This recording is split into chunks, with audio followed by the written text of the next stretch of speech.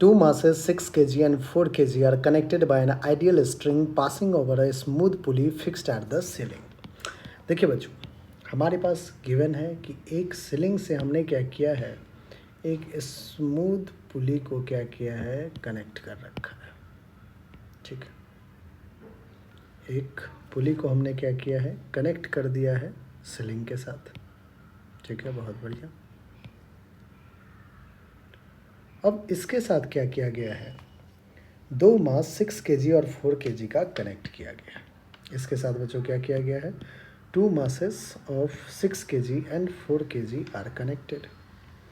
6 kg और 2 kg का, sorry 6 kg और 4 kg का, दिस इज 4 kg और दिस वन इज 6 kg का दो मास को कनेक्ट कर दिया गया है.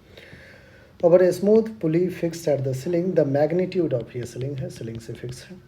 The magnitude of acceleration of center of mass है, g की वैल्यू क्या रहा है, 10 लेना है. तो अगर बच्चों magnitude of center acceleration of center of mass चाहिए तो magnitude of ACM will be mass 1 into acceleration 1 plus mass 2 into acceleration 2 divided by mass 1 plus mass 2. ये तो होगा.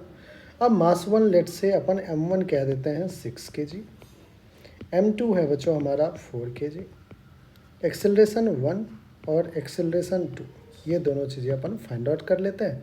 अब देखिए एक ही स्ट्रिंग से कनेक्टेड है तो इसमें टेंशन T होगा, इसमें भी टेंशन T होगा. जब रिलीज़ करेंगे तो ये 6 kg लेट से ए एक्सेलरेशन से नीचे जाएगा तो बच्चों 4 kg ए एक्सेलरेशन से ऊपर जाएगा. न्यूटन्स लॉज ऑफ मोशन में डायनामिक्स का इक्वेशन आप लिखना जानते हैं. आइए उसी को लिखते हैं. 6 kg ब्लॉक में किधर फोर्स है, एक फोर्स 6g नीचे है और टेंशन उसके अपोजिट में है. जिधर एक्सेलरेशन उधर के फोर्स को पॉजिटिव लेते हैं, 6g माइनस टी क्योंकि अपोजिट डायरेक्शन में है, तो नेट फोर्स हो गया is equals to mass 6 into acceleration ए.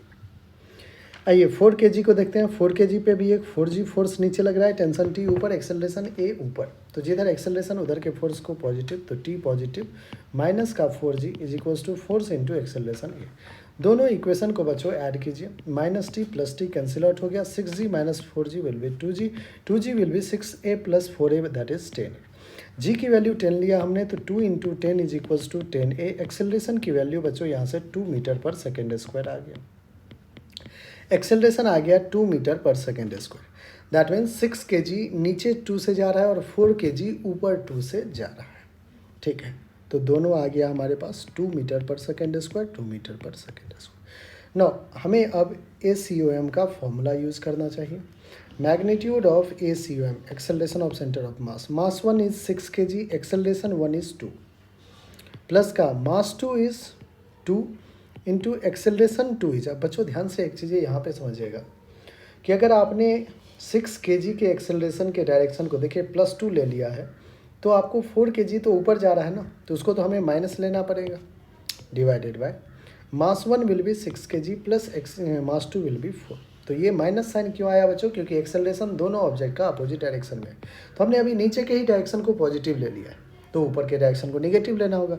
6 2 जा 12 माइनस का 2 2 जा 4 अपॉन 6 प्लस 4 विल बी 10. ठीक है बच्चों, यहाँ तक. एक सेकेंड बच्चों, एक और मिस है. मास 2 4 kg है, मास 2 कितना है 4 kg, तो 4 into minus 2 will be minus 8. तो 12 माइनस 8 विल बी 4 डिवाइडेड बाय 10. तो acceleration of centre of mass 0.4 metre per second square.